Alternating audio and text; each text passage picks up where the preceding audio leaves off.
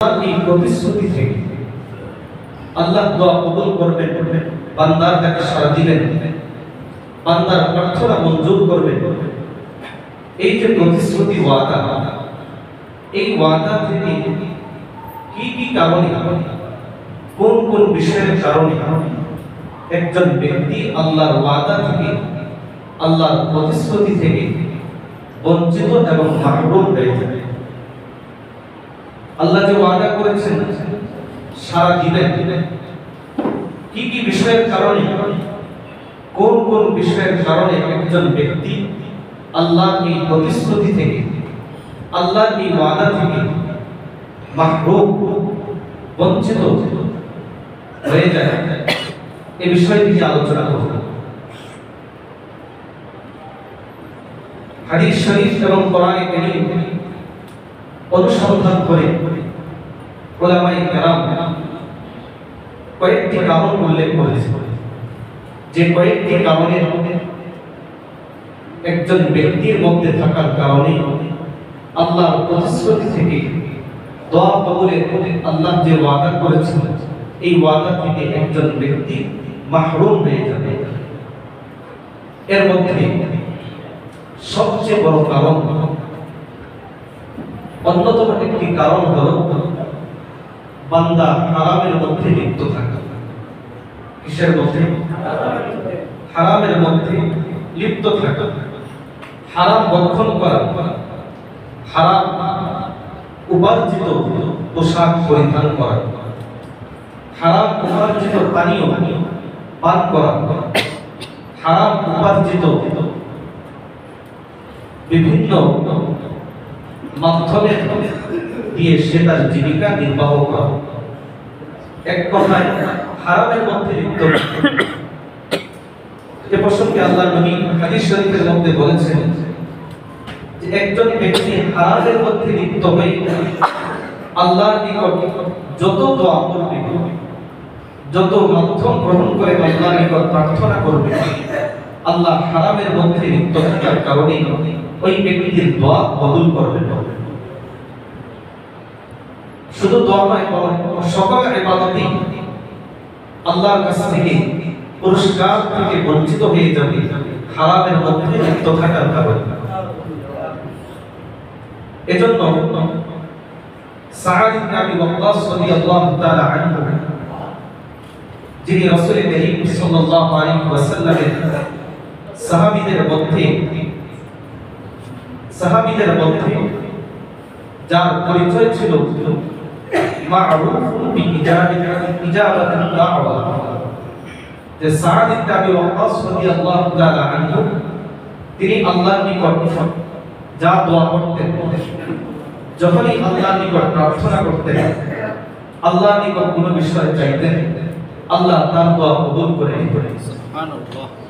তো সাহাবীদের মধ্যে কয়েকজন ছিলেন যে গুণান্বিত।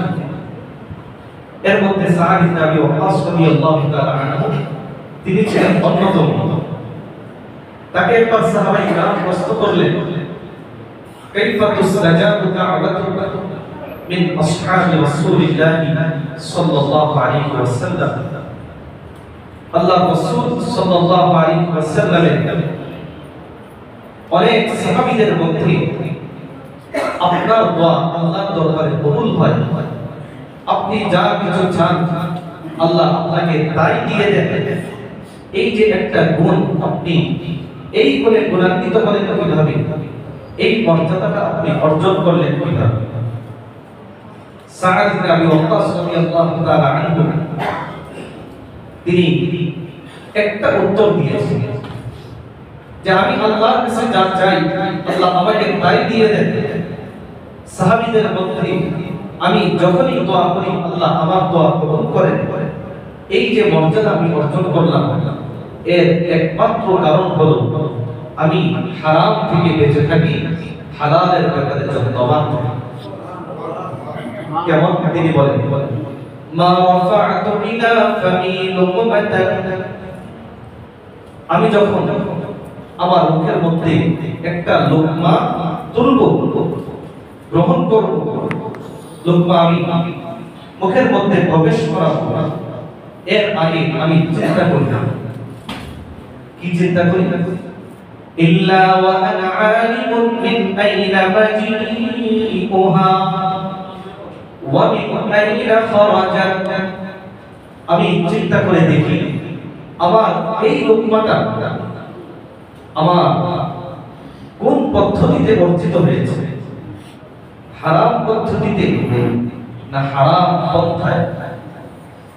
যদি হারাম পন্থায় অর্জিত হইত সেই লোকমা আমি গ্রহণ করি, আর যদি হারাম পন্থায় অর্জিত হয় সেই লোকমা গ্রহণ করা থেকে আমি বিরত থাকব। আর এই সতর্কতার কারণে আল্লাহ রাব্বুল আলামিন আমাকে এই মর্যাদায় উপনীত করেছেন, যখনই দোয়া করি আল্লাহ আমার দোয়া কবুল করে নেন। তার জীবনের থেকে যদি আমরা একটু লক্ষ্য করে দেখি, এর বাস্তব অনেক নমুনা পাওয়া যায় যে তিনি আল্লাহর নিকট দোয়া করতেন, আল্লাহ সাথে সাথেই তার দোয়া কবুল করে নিতেন। ওমর ফারুক রাদিয়াল্লাহু তাআলা আনহু শাসনামলে 17 হিজরিতে ওমর ফারুক রাদিয়াল্লাহু তাআলা আনহু সাআদ ইবনে আবি ওয়াক্কাস রাদিয়াল্লাহু তাআলা আনহুকে কুফার গভর্নর নিযুক্ত করেছিলেন। আমি 17 থেকে নিয়ে 20 অথবা 21 সর্বমোট 5 বছর তিনি কুফার দায়িত্ব পালন করেন। এই দায়িত্ব পালন করতে গিয়ে একজন মানুষ যখন ন্যায়ভাবে শাসন করবে, শাসন কার্য পরিচালনা করবে, তখন যারা দুষ্ট হবে, যারা অন্যায়ের মধ্যে লিপ্ত থাকবে, তখন ওই শাসককে তারা পছন্দ করবে না অপছন্দ করবে?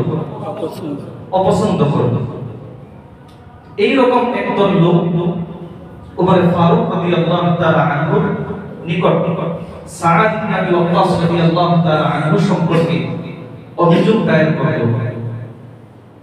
তাদের কয়েকটা অভিযোগ, এর মধ্যে একটা অভিযোগ হলো এই, আন্নাহু লা ইহসিনু ইউসাল্লি। সাআদ ইবনে আবি ওয়াক্কাস রাদিয়াল্লাহু তাআলা আনহু তিনি ভালোভাবে নামাজ আদায় করেন না। কিভাবে নামাজ আদায় করেন না? ভালোভাবে। বাস্তবতা কি সেটা জানার আগে আপনাদেরকে জিজ্ঞাসা করি, তার এই অভিযোগ আপনাদের কাছে কি সত্য মনে হয়? কারণ তিনি ছিলেন জান্নাতের সুসংবাদ প্রাপ্ত একজন সাহাবী, যাকে আল্লাহর পক্ষ থেকে দুনিয়ায় থাকতে জান্নাতের সুসংবাদ দেওয়া হয়েছে। তো এরকম একজন সাহাবী যিনি আল্লাহর পক্ষ থেকে সুসংবাদ পেয়েছেন, রাসূলের পবিত্র জবানে তিনি নামাজ উত্তমভাবে আদায় করবেন না আর আল্লাহ তাকে জান্নাতের সুসংবাদ দিয়ে দিবেন, এমন কি কখনো হতে পারে? তো যখন এই অভিযোগ দায়ের করলেন, ওমর ফারুক রাদিয়াল্লাহু তাআলা আনহু কুফা থেকে সাআদ ইবনে আবি ওয়াক্কাস রাদিয়াল্লাহু তাআলা আনহুকে তলব করে ডেকে আনলেন। ডেকে এনে বললেন, ইন্না হাউলাই ইয়াসউমুন আন্নাকা লা তুহসিনু তুসাল্লি। তোমার সম্প্রদায়ের এই লোকেরা আমার নিকট অভিযোগ দায়ের করল, তুমি নাকি উত্তম রূপে নামাজ আদায় করে। সাআদ ইবনে আবি ওয়াক্কাস রাদিয়াল্লাহু তাআলা আনহু ওমর ফারুক রাদিয়াল্লাহু তাআলা আনহুকে জবাব দিলেন, আমা আনা ওয়াল্লাহি কুনতু উসাল্লি বিহিম সালাত রাসূলিল্লাহ। হে ওমর ফারুক, আল্লাহর কসম করে আমি বলছি, আমি রাসূল যেভাবে নামাজ আদায় করে আমি সাআদ ইবনে আবি ওয়াক্কাস সেভাবেই নামাজ আদায় করে। মা আখরিমু আনহা, বিন্দু মাত্র ত্রুটি বিচ্যুতি, বিন্দু মাত্র অবহেলা আমি সাআদ ইবনে আবি ওয়াক্কাস নামাজের ব্যাপারে করি না। আমি এশারের নামাজ আমার এলাকার লোকদের নিয়ে আদায় করি, প্রথম 2 রাকাত একটু লম্বা করি, শেষ 2 রাকাত আমি তুলনামূলক একটু ছোট করি। ওমর ফারুক রাদিয়াল্লাহু তাআলা আনহু তিনি বললেন, যাকা যন্নু বিকা ইয়া আবা ইসহাক, তুমি যা বলেছো আমি ওমর তোমার ব্যাপারে সেই এক ধারণাই রাখি। তারপর ওমর ফারুক রাদিয়াল্লাহু তাআলা আনহু বিষয়টি আরো অনুসন্ধান করার জন্য, যাচাই বাছাই করার জন্য সাআদ ইবনে আবি ওয়াক্কাস রাদিয়াল্লাহু তাআলা আনহুর সাথে কয়েকজন ব্যক্তিকে কুফায় প্রেরণ করলেন বিষয়টা তদন্ত করার জন্য, যে বাস্তবেই তিনি ভালোভাবে নামাজ আদায় করেন না অবহেলা করেন। তো ওই তদন্ত দল তারা কুফায় গিয়ে প্রত্যেকটা মসজিদের মধ্যে নামাজ আদায় করে আর মানুষকে জিজ্ঞাসা করে, সবাই সাআদ ইবনে আবি ওয়াক্কাস রাদিয়াল্লাহু তাআলা আনহুর ব্যাপারে উত্তর দেয় যে তিনি সঠিকভাবে নামাজ আদায় করেন। সর্বশেষ একটি মসজিদে প্রবেশ করলেন, সেখানে উসামা ইবনে কাতাদা নামক একজন ব্যক্তি, তিনি দাঁড়িয়ে বললেন যে যেহেতু সাআদ ইবনে আবি ওয়াক্কাস রাদিয়াল্লাহু তাআলা আনহু সম্পর্কে প্রশ্ন করেছে, তার সম্পর্কে আমার তিনটা অভিযোগ। কয়টা অভিযোগ? তিনটা অভিযোগ। এর মধ্যে এক নম্বর অভিযোগ, فَإِنَّ سَعْدًا كَانَ لَا يَسِيرُ بِالسَّرِيَّةِ, সাআদ ইবনে আবি ওয়াক্কাস তিনি যখন বাহিনী প্রেরণ করেন যুদ্ধে, তখন তিনি যুদ্ধে নিজে অংশগ্রহণ করেন না, বরং তিনি কুফায় বসে থাকেন। এক নম্বর অভিযোগ।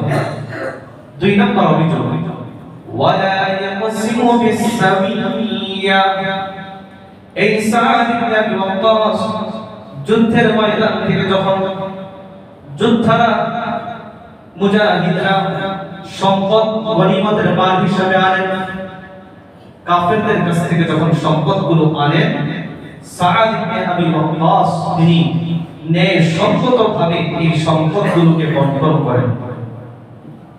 কয়টা অভিযোগ? দুইটা।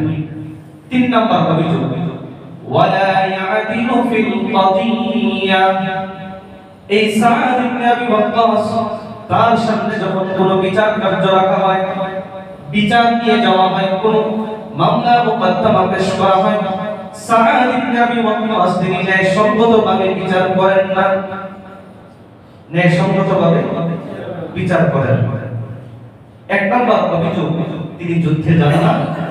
দ্বিতীয় অভিযোগ, তিনি গনিমতের মাল ইনসাফের সাথে বন্টন করেন না। তৃতীয় অভিযোগ, তিনি ন্যায়সঙ্গতভাবে বিচার করেন না।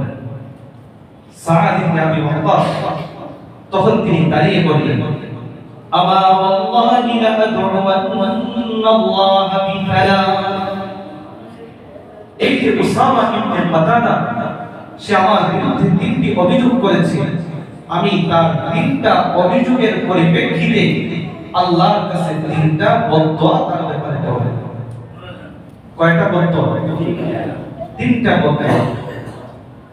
এর মধ্যে তিনি বদদুয়া বললেন, আল্লাহুম্মা ইন কানা আবদুকা হাযা কাযিবা, এই যে উসামা ইবনে কাতাদা এই মসজিদের সামনে আমার নামে সে অভিযোগ করেছে, এই ব্যক্তির অভিযোগগুলো যদি মিথ্যা হয়ে থাকে, সে যদি সত্যবাদী না হয়, তাহলে আল্লাহ আমার পক্ষ থেকে আপনার নিকট প্রথম বদদুয়া হলো ফাআতিল উমরাহু, এই অভিযোগকারী ব্যক্তির হায়াতকে আপনি বাড়িয়ে দিবেন।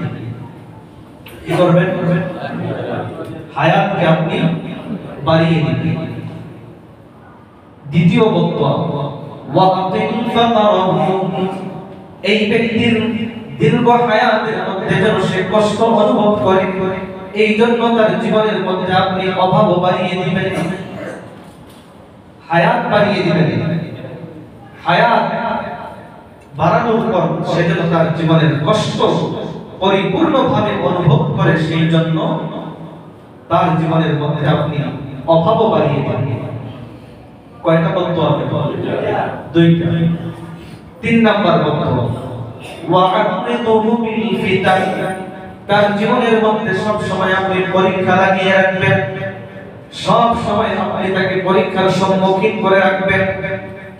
এই যে সাআদ ইবনে আবি ওয়াক্কাস রাদিয়াল্লাহু তাআলা আনহু তিনটা অভিযোগ তার বিরুদ্ধে করা হয়েছিল, সবগুলো অভিযোগ মিথ্যা ছিল। সাআদ ইবনে আবি ওয়াক্কাস ছিলেন নির্দোষ। কি ছিলেন? নির্দোষ। সাআদ ইবনে আবি ওয়াক্কাস যেই দোয়া করতেন আল্লাহ রাব্বুল আলামিন তার দোয়া কবুল করতেন না ফিরিয়ে দিতেন? কবুল করতেন। এই জন্য এই অভিযোগকারী ব্যক্তিকে এক পর্যায়ে প্রশ্ন করা হলো, কি অবস্থা তোমার? সে তখন বলল, আসাবাতনি দাওয়াতু সাআদ। সাআদ ইবনে আবি ওয়াক্কাসের দোয়া আমার উপর পরিপূর্ণভাবে পড়েছে। শাইখুল কবীর একদিকে সাআদ ইবনে আবি ওয়াক্কাস দোয়া করেছিল যেন আমি দীর্ঘ হায়াত লাভ করি। বাস্তবিক আমি এখন বৃদ্ধ, এতটা বৃদ্ধ যে তার যে চোখের বড় সেটা চোখের উপর বাস হয়ে পড়ে থাকতো, চোখই খোলার সুযোগ তার হতো না। এবং তার বিরুদ্ধে বদদোয়া করা হয়েছিল সে যেন ফিতনার মধ্যে পড়ে থাকে। এজন্য শেষ বয়সে সে রাস্তার মধ্যে দাঁড়িয়ে থাকে। আর যখন যুবতী মেয়েরা তার সামনে দিয়ে যেত তখন সে তাদের শরীরের মধ্যে খোঁচা মারত। তো এটা কার বদদোয়া? সাআদ ইবনে আবি ওয়াক্কাস রাদিয়াল্লাহু তাআলা আনহুর বদদোয়া। তো যেই প্রসঙ্গে উল্লেখ করেছে সেটি হলো যে সাআদ ইবনে আবি ওয়াক্কাস হালাল খাদ্য গ্রহণ করার কারণে, হারাম থেকে বেঁচে থাকার কারণে আল্লাহ পাক রব্বুল আলামিন তাকে এই মর্যাদা দান করেছিলেন, তিনি যা দোয়া করতেন আল্লাহ সব দোয়াই কবুল করে নিতেন। তো দোয়া কবুল করার ক্ষেত্রে, দোয়া কবুল হওয়ার ক্ষেত্রে প্রতিবন্ধক বাধা হলো এক নাম্বার হারামের মধ্যে লিপ্ত থাকা। হারামের মধ্যে লিপ্ত থাকা। দোয়া কবুল হওয়ার ক্ষেত্রে দ্বিতীয় বাধা সেটি হলো দোয়া কবুল হওয়ার ক্ষেত্রে তাড়াহুড়া প্রকাশ করা। কি করা? তাড়াহুড়া প্রকাশ করা। আল্লাহ নবী হাদিস শরীফের মধ্যে বলেন, ইস্তাজাবু লিআহাদিকুম মা লাম ইয়াজাল। তোমাদের দোয়া ততক্ষণ পর্যন্ত কবুল করা হবে যতক্ষণ পর্যন্ত তোমরা তাড়াহুড়া না করবে। তাড়াহুড়া করবে আল্লাহর পক্ষ থেকে তোমরা বঞ্চিত হয়ে যাবে। তো সাহাবায়ে কেরাম নবীজিকে প্রশ্ন করলেন, হে আল্লাহর রাসূল, দোয়া কবুলের ক্ষেত্রে তাড়াহুড়া আবার কিভাবে করবে? তাড়াহুড়া করার অর্থ কি? মান ইস্তিআজালু ইয়া রাসূলুল্লাহ, তাড়াহুড়া করার এর অর্থ কি? আল্লাহ নবী বললেন, তাড়াহুড়া করার অর্থ হলো এই যে ব্যক্তি একবার দোয়া করার পর সে আল্লাহর বিরুদ্ধে অভিযোগ করবে, আমি তো আল্লাহর নিকট দোয়া করলাম, ফালাম তারা ইস্তাজাব লি, কিন্তু আল্লাহ তো আমার দোয়া এখনো কবুল করেন না। এই যে এই রকম অভিযোগ আমরা করি কিনা? করি। যে দোয়া তো করি কিন্তু আল্লাহ তো দোয়া কবুল করেন না। তো এই রকম মন্তব্য যারা করবে তাদের দোয়াও আল্লাহ কবুল করবেন না। বরং আল্লাহ তাআলা কখনো দোয়া কবুল সাথে সাথেই করতে পারেন, আবার কখনো আল্লাহ একটু বিলম্বে দোয়া কবুল করেন। এটা একজন মানুষ দোয়া কবুল করার, বিলম্ব করার বিভিন্ন হিকমত, রহস্য আল্লাহর নিকট থাকতে পারে। এটা নিয়ে হতাশ হওয়া, চিন্তিত হওয়ার কোনো কারণ না। কারণ আমরা সকলেই জানি মুসা আলাইহিস সালাম তিনি ফেরাউনের বিরুদ্ধে আল্লাহর নিকট বদদোয়া করেছিলেন। ফেরাউনের নিকট আল্লাহর নিকট বদদোয়া করেছিলেন, রব্বানা তুমিস আলা আমওয়ালিহিম ওয়াশদুদ আলা কুলুবিহিম ফালা ইউমিনু হাত্তা ইয়ারাউল আযাবাল আলীম। আল্লাহ ফেরাউনের সম্পদগুলোকে আপনি ধ্বংস করে দিবেন। ফেরাউন এবং তার সমাজবর্গ যারা মুসলমানদের উপর অবিচার করে তাদের অন্তরের মধ্যে আপনি মোহর মেরে দিবেন যেন তারা ভয়ঙ্কর শাস্তি দেখা পর্যন্ত ঈমান না আনে। তো এই দোয়া করেছিলেন মুসা আলাইহিস সালাম, আর সাথে আমিন বলেছিলেন হযরত হারুন আলাইহিস সালাতু ওয়াস সালাম। তো এই দোয়া করার পর আল্লাহ পাক রব্বুল আলামিন সাথে সাথে মুসা এবং হারুন আলাইহিস সালামের এই দোয়া সাথে সাথে কবুল করেন।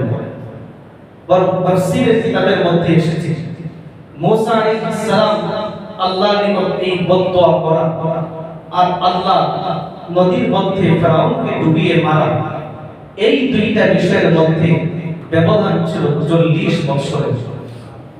কত বছরের? 40 বছরের। তো আল্লাহ দোয়া কবুল করেছেন না ফিরিয়ে দিয়েছেন? কবুল করেছেন, তবে সময় দিয়েছেন। আল্লাহ একটু বিলম্ব করেছেন। তো এজন্য দোয়া করার পরেই হতাশ না হওয়া, দোয়া করার পরেই এই রকম হায় হতাশ না করে দোয়া ছেড়ে দেওয়া, যে দোয়া করে তো কোনো লাভ হয় না, দোয়া তো বহুত করি কিন্তু কোনো ফায়দা তো হয় না, এই রকম অবস্থায় আমরা অনেকে দোয়া ছেড়ে দিই। তো হাদিস শরীফের মধ্যে এসেছে এই রকম হায় হতাশ তাড়াহুড়া যারা করবে তাদেরকেও আল্লাহ দোয়া কবুলের প্রতিশ্রুতি থেকে বঞ্চিত করে দেন। দুইটি কারণ উল্লেখ করা হলো। 3 নাম্বার কারণ, আল্লাহ নবী হাদিস শরীফের মধ্যে বলেছেন যে দোয়া কবুল করা হবে ততক্ষণ পর্যন্ত যতক্ষণ একজন ব্যক্তি আল্লাহর কাছে ভালো কোনো বিষয় চাইবে, কল্যাণকর কোনো বিষয় চাইবে। যদি কোনো গুনাহের ব্যাপারে আল্লাহর নিকট দোয়া চায়, কোনো পাপের ব্যাপারে আল্লাহর নিকট দোয়া চায়, তাহলে আল্লাহ তার এই দোয়া কবুল করবেন। হাদিস শরীফের মধ্যে নবীজি বলেন, ইস্তাজাবু লিআহাদিকুম মা লাম ইয়াদউ বিইসমিন আও কাতিআতি রাহমিন। বান্দা যতক্ষণ পর্যন্ত আল্লাহর কাছে কোনো গুনাহের বিষয় না চাইবে, যে আল্লাহ অমুক গুনাহ করার সুযোগ আমাকে দিন, কিংবা আত্মীয়তার সম্পর্ক ছিন্ন করার দোয়া আল্লাহর কাছে করবে, ততক্ষণ পর্যন্ত আল্লাহ ওই বান্দার দোয়া কবুল করবেন। 4 নম্বর বিষয় দোয়া কবুল হওয়ার ক্ষেত্রে প্রতিবন্ধক, সেটা হলো সমাজের মধ্যে সৎ কাজের আদেশ এবং অসৎ কাজের নিষেধ, এই দুইটা বিষয় ছেড়ে দেওয়া। সমাজের মধ্যে অন্যায় হবে, অবিচার হবে, পাপ হবে, প্রকাশ্যে সামর্থ্য আমার ছিল কিন্তু আমি অন্যায় পাপের ব্যাপারে প্রতিবাদ করি, যারা পাপ করেছে অন্যায় করেছে তাদেরকে আমি বাধা দিইনি, কিংবা সমাজের মধ্যে আমি সৎ কাজের আদেশ করি। এই রকম একটা অবস্থা যখন কোন সমাজের মধ্যে থাকবে, আল্লাহ সেই সমাজের মানুষের দোয়া কবুল করবেন। পুরো সমাজ বঞ্চিত হয়ে যাবে। যারা পাপ করবে, নাফরমানি করবে, আর যারা দেখবে সামর্থ্য ছিল কিন্তু বাধা দেয়নি, আল্লাহ পাক রব্বুল আলামিন দুটো শ্রেণীর মানুষের দোয়াই আল্লাহ কবুল করবেন। সূরা তিরমিজির মধ্যে এসেছে, লাতা'মুরুন্না বিল মা'রুফি ওয়া লাতানহাউন্না 'আনিল মুনকার। তোমরা সৎ কাজের আদেশ করবে অথবা অসৎ কাজের নিষেধ করবে। যদি এই দুইটা বিষয়ের কোনো একটা বিষয় তোমরা না করো, সমাজে সৎ কাজের আদেশ থেকে বিরত থাকবে, অসৎ কাজ বলে সামর্থ্য থাকলে তোমরা বাধা দিবে না, বরং যে যে দেখবে। আল্লাহ নবী বলেন, যদি এরকম হয়, লা ইউশিকান্নাল্লাহু আন ইয়াবআতা আলাইকুম ইকাবান মিনহু, আল্লাহ তখন তোমাদেরকে শায়েস্তা করার জন্য আল্লাহর পক্ষ থেকে শাস্তি পাঠিয়ে দিবেন। সুম্মা তাদউনাহু ফালা ইস্তাজাবু লাকুম, শাস্তি যখন আসবে তখন তোমরা আল্লাহর কাছে দোয়া করবে, কিন্তু আল্লাহ তোমাদের দোয়া সাড়া দিবেন না, কবুল করবেন। এজন্য সামাজিকভাবে ব্যাপকভাবে মানুষের দোয়া কবুল হবে না যদি ওই সমাজের মানুষ সৎ কাজের আদেশ এবং অসৎ কাজের নিষেধ, এই গুরুত্বপূর্ণ একটি ঈমানী দায়িত্ব, এই উম্মতে মুহাম্মাদীর অন্যতম একটি দায়িত্ব যখন সমাজের মানুষ সামর্থ্য থাকার পরও ছেড়ে দিবে, আল্লাহ পাক রব্বুল আলামিনের পক্ষ থেকে শাস্তি আসবে। এই শাস্তি শুধু যারা অন্যায় করবে তারাই ভোগ করবে এমন নয়, বরং যারা অন্যায় করবে তারাও ভোগ করবে। যারা যে যে দেখবে তাদেরকে সমর্থন করে যাবে, তাদের উপর সেই শাস্তি আসবে। আল্লাহ নবী এক হাদিসের মধ্যে ইরশাদ করেন যে মাসালুল মুদহিনি ফি হুদুদিল্লাহি ওয়াল ওয়াকিআ ফিহা, যে সমাজের মধ্যে এক শ্রেণীর মানুষ আল্লাহর বিধান দ্বারা লঙ্ঘন করে, আর আরেক শ্রেণীর মানুষ তারা শিথিলতা প্রদর্শন করে, অর্থাৎ অন্যায় হতে দেখে, আল্লাহর হক বিনষ্ট হতে সমাজে দেখে তারা শুধু যে দেখে, হাদিসের ভাষা তারা শুধু তাকিয়ে তাকিয়ে দেখে কিন্তু কোনো বাধা দেন না। আল্লাহ নবী বলেন এই দুই রকম মানুষের দৃষ্টান্ত কেমন? মাথালু কওমিন ইস্তাহামু সাফিনাতান, এমন একটা নৌকা আরোহীদের মতো, এই নৌকার মধ্যে দুই দল মানুষ আরোহণ করেছে, একদল মানুষ লটারি করে নিচতলায় আরোহণ করেছে, আর আরেক দল মানুষ তারা দোতলায় উঠেছে। তাদের অবস্থা কেমন? আল্লাহ নবী বলেন যে নিচতলার মানুষ যখন পানি আনতে উপরের তলায় যায়, তো পানি আনতে গিয়ে কিছু পানি পড়ে যায়, তখন উপরের তলার মানুষ তারা বিরক্ত হয়ে বলে যে সামনে থেকে তোমাদেরকে আমরা উপরের তলায় তুলে পানি নিতে দিব না। তো আল্লাহ নবী বলেন যখন উপরের তলার মানুষ নিচতলার মানুষকে এই পানি নিতে বাধা দিবে, তখন নিচতলার মানুষ তাদের মধ্যে একজন নৌকার নিচে দিয়ে একটা ফুটা করতে চাইবে। কেন ফুটা করতে চাইবে? যে উপর থেকে পানি নিতে দাও না, তাহলে নিচে ফুটা করে নিচে থেকে পানি নিব। তো আল্লাহ নবী সমাজে যারা অন্যায় করবে আর যারা দেখবে তাদের দৃষ্টান্ত দিয়ে বলেন এই যে নিচতলায় যারা ফুটা করবে তার এই কাজটা হলো অন্যায়। আর এই অন্যায় কাজ যদি দ্বিতীয় তলার মানুষ শুধু দেখে বাধা না দেয়, তাহলে ক্ষতি কি শুধু নিচতলার মানুষের হবে না দ্বিতীয় তলার মানুষের হবে? কারণ এক সময় ছিদ্র হয়ে পানি নিচে উঠে একসাথে দ্রুততলার মানুষই ডুবে মারা যাবে। আর যদি বাধা দেওয়া হয় তাহলে নিচতলার মানুষও বাঁচবে, দ্বিতীয় তলার মানুষও রক্ষা পাবে। আল্লাহ নবী বলেন সমাজের মধ্যে অন্যায় কাজ হলে যদি কেউ বাধা দেয় তাহলে সবাই মুক্তি পাবে, আর যদি সামর্থ্যবানরা বাধা না দেয় তাহলে সবাই একসাথে ধ্বংস হয়ে যাবে।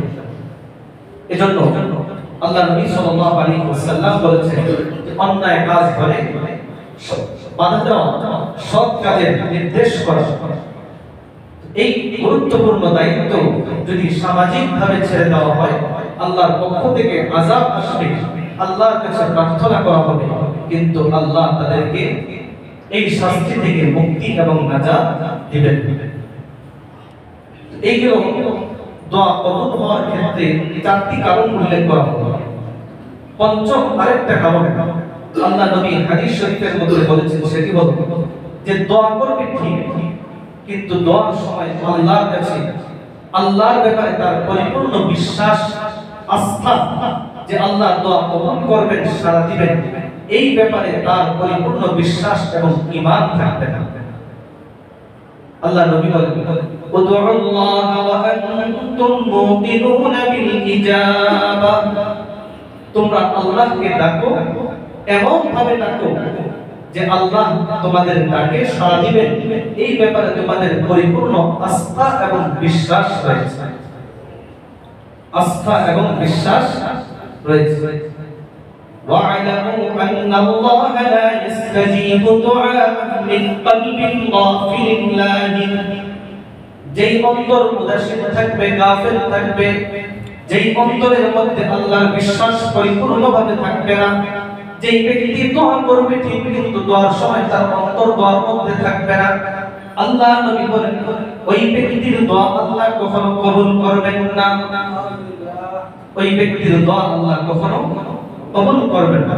এজন্য যখন দোয়া করব পরিপূর্ণ বিশ্বাস এবং ঈমান নিয়ে আল্লাহর নিকট দোয়া করব। পরিপূর্ণ ঈমান এবং বিশ্বাস যদি থাকে তাহলে আল্লাহর পক্ষ থেকে মুক্তি এবং নাজাত পাওয়া যাবে। আল্লাহ পাক রব্বুল আলামিন আমাদের সকলকে এই কয়েকটি কারণ থেকে বেঁচে থাকার তৌফিক দান করেন, আমিন। এই চারটি কারণে প্রত্যেকটি কারণ থেকে আমাদেরকে বিরত থাকতে হবে। যদি এই চারটি কারণে প্রত্যেকটি কারণ থেকে আমরা বিরত থাকি তাহলে আল্লাহর পক্ষ থেকে আমাদের জন্য দোয়া কবুলের প্রতিশ্রুতি রয়েছে। যখনই দোয়া করব আল্লাহ তখনই আমাদের দোয়া কবুল করবে। আল্লাহ কখনো আমাদের দোয়া ফিরিয়ে দিবেন।